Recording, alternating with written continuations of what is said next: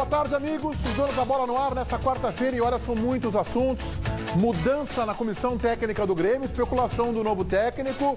Será que Cristóvão não está mais tão certo assim, fazendo algumas exigências? E é claro, o jogão de bola esta noite, pelas quartas de final da Taça Libertadores da América, o Internacional contra o Santa Fé na Colômbia. Você participa do nosso debate, @donosdabolaRS é o nosso Twitter, ou também na nossa fanpage no Facebook, ou ainda através do e-mail, donosdabolaRS@band.com.br.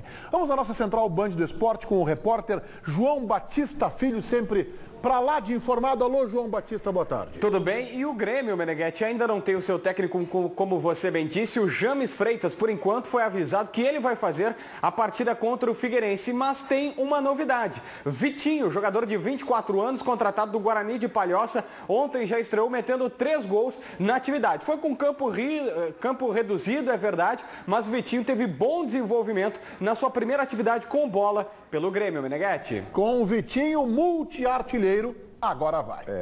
O discurso é aquele de sempre, respeito ao adversário, jogar com inteligência, não será um jogo fácil. Mas mesmo com tanta precaução, o Internacional quer voltar da Colômbia com a vantagem para a partida de volta contra o Santa Fé. O que será que se passa na cabeça dos jogadores? A resposta é simples, Libertadores da América. E claro, com o Inter nas quartas de final, pensar em título é inevitável. Para levar a taça, é preciso superar mais 6 jogos. A gente não sabe se vai chegar lá, mas que vamos lutar, isso pode ter certeza. O Inter viajou à Colômbia para encarar uma dura missão. O Independiente Santa Fé é muito forte, jogando no estádio El Campín, que estará lotado. Não tem jogo fácil na Libertadores. No tem rival que no tenga que sufrir para vencer. E eu respeito muito a cada adversário. No final de semana, a equipe foi eliminada do campeonato colombiano ao perder o clássico contra o Milionários. Um adversário muito difícil. Eu joguei várias vezes na Colômbia. É complicado, é um caldeirão. É difícil, mas que não é impossível. O empate é considerado um bom resultado, já que a decisão é semana que vem no Beira-Rio. O time deve ser o mesmo que venceu o Atlético Mineiro. Dessa vez, a diferença é que o técnico Diego Aguirre poderá contar com o Nilmar, recuperado de lesão. Vitinho, destaque da vitória contra o Avaí, sequer viajou, assim como Anderson e Paulão. São as estratégias de Aguirre para uma partida difícil. Eu gostaria de que se repita o jogo que fizemos no Chile. E sempre falo a mesma coisa quando vamos a jogar fora. O empate é bom e se vem alguma coisa a mais, melhor. D'Alessandro vai jogar e mais uma vez terá a missão de comandar o Inter em fases cada vez mais decisivas da competição. Para ser campeão tem que sofrer, tem que saber tomar seu foco em diferentes momentos dentro do jogo, tem que saber ser atacado, se defender. E nós passamos por isso nas oitavas e tomara que a gente saiba passar por isso na quarta também. O sofrimento também faz parte. Os jogadores têm que estar preparados. E talvez esse seja o motivo para pensar tanto na Libertadores. O D'Alessandro funciona como uma espécie de cartão de visitas do Internacional na Libertadores da América. Em primeiro lugar, porque ele fala o idioma oficial da Libertadores, que é o espanhol. Não que os jogadores brasileiros não consigam entender, mas como a maioria dos árbitros, né, ele vai lidar com árbitros que falam essa língua, espanhol, e no meio do jogo, numa confusão, ter uma familiaridade com a língua mais próxima facilita. Então ele tem essa facilidade. É um jogador reconhecido pela mídia sul-americana, pelos árbitros, pelos dirigentes, pelos clubes. Então a gente vê o D'Alessandro falar, a gente vê o tamanho que tem o Internacional nessa Libertadores da América. E tem uma outra coisa, Meneghetti. O Lisandro Lopes ajuda nesse aspecto, fora de casa. A opção pelo Lisandro Lopes, que vai acontecer, porque o Nilmar vai ficar na reserva, não tenho dúvida. E acho que é prudente do Aguirre. O Inter não quer mais estourar o Nilmar, porque já estourou 3 vezes. Ele volta e volta bem até, mas estoura. No Grenal, ele sentiu um desconforto muscular aqui dentro. E aí, ele podia jogar ou não, mas ele sentiu a vontade, porque o desconforto é o próprio cara que diz, ó, eu tenho condições, tá? O médico, o preparador físico, eles até podem sugerir, Mas aí o cara dá aqueles piques de vestiário, aqueles negócios. Não, vai dar. Meneghetti, eu não sei se isso é bom ou ruim, o que eu vou dizer. Mas eu vou dizer. Hoje ele não está nem com desconforto, é precaução. Eu estou muito confiante hoje. Agora eu me preocupo. Melhor era o Fraldão. Hoje, melhor é o Ribeiro de Fraldão. Eu acho que o Inter volta com uma vitória. Nossa Senhora. Não sei, acordei confiante hoje. Eu não sei se tem algum significado isso. A única coisa que eu Não, é posso que dizer das últimas vezes, tu erra sempre. É, que das últimas vezes ele disse que o Atlético ia tocar 2, 3. Ele tem errado nos últimos 20 anos. Ele tem errado aqui. Mas hoje, por espaço. Hoje, por absurdo que possa parecer, uma derrota pode ser bom para o Internacional. Por quê? 3-2, 2-1, 4-3. Não, mas assim, ó. Dá para negociar por e-mail, por Facebook, por qualquer eu vou negócio. tentar. Não, acho que não, Rec. Acho que não. Acho que o Internacional consegue empatar esse jogo. Tô apostando no Talvez um 0-0 que não é o melhor empate. Quer dizer que o borrado hoje sou eu, então. Eu é que estou... Eu vou tentar argumentar agora esse meu sentimento, né? Esse sentimento de confiança. Sentimento não se argumenta, Ribeiro, só se sente, só se vive. Eu queria a tua opinião não calcada no teu sentimento, eu queria uma opinião calcada nos fatos que tu tá lendo, uma interpretação Seria bom, né? dos times, Futebol, de quem deve ter visto o Santa Fé jogar alguma vez nos últimos 5 anos. Então, só isso eu queria. Claro. Sabe a cor da camisa do Santa Fé, né? Sim, e eu vou dizer para vocês agora por que eu acho que o Inter vai ganhar o jogo. Tá bem. Como a gente sabe, o time colombiano, embora ele dentro de casa ele consiga exercer a pressão, a gente sabe que na Colômbia se gosta muito de futebol, o torcedor é muito fanático, ele é muito pulsante. Então, eles têm um fator local lá. Mas é ordeiro. Mas os times colombianos são times técnicos que gostam de jogar bola. E isso vai favorecer ao Internacional. Por quê?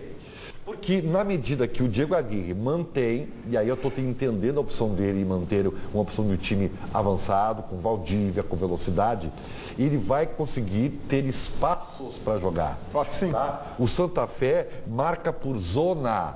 E isso, quem viu o time do Colômbia sabe, marca por zona, joga bem, mas marca por zona. E isso vai favorecer, inclusive, o D'Alessandro a poder articular com maior tranquilidade. Claro que para isso o Inter não pode ficar retraído, o Inter não pode ser empurrado para o seu campo. Ao contrário dos tradicionais colombianos, o Santa Fé é um time que tem velocidade, do meio para frente. Sim. E tem uma característica que eu acho que é preocupante para os seus adversários, que é a bola aérea.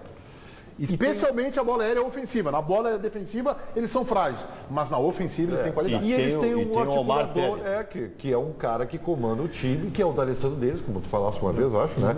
E acho que tem que ser cuidado, porque o Inter também vai marcar por zona.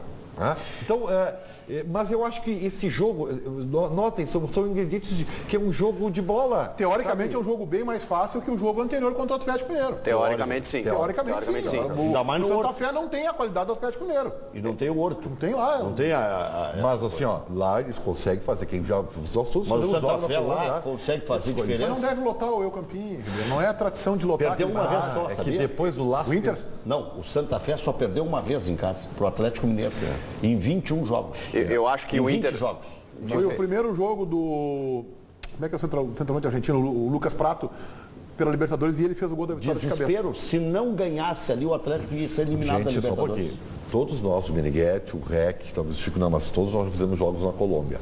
Vocês sabem que eles são... Mas é uma torcida ordeira, Ribeiro. Mas eles Dá pra são jogar lá. pulsantes. Uma torcida ordeira, uma torcida... Negócio Não, tudo ferve. bem. Ribeiro, eu vou discordar amavelmente do amigo. Tudo bem, o estádio tem bom público, é um público bonito, inclusive, mas é uma torcida ordeira. Ordeiríssima. Ordeira. Olha aqui, aplaudiram não o vi um Grêmio em problema lá no- profusão em 95. Mas não é por Isso aí, confusão, tava lá. não é por confusão. Aplaudiram. Pelo contrário, eles levam o time deles até o final, eles torcem muito. Eles Não, gostam são- de Às vezes eu botei que eles gostam gostam de de futebol. futebol. São os O colombiano nordestinos. gosta de futebol e respeita o Brasil. Não é que nem o argentino que gosta de futebol, mas tem uma rivalidade, uma raiva, uma rixa com o brasileiro. Eles não têm isso. Então, esse é o melhor adversário que o Internacional poderia pegar. Claro que daqui a pouco pegava o Guarani do Paraguai, tá bem, mas acho que... Agora, é um parabéns, adversário. Ribeiro.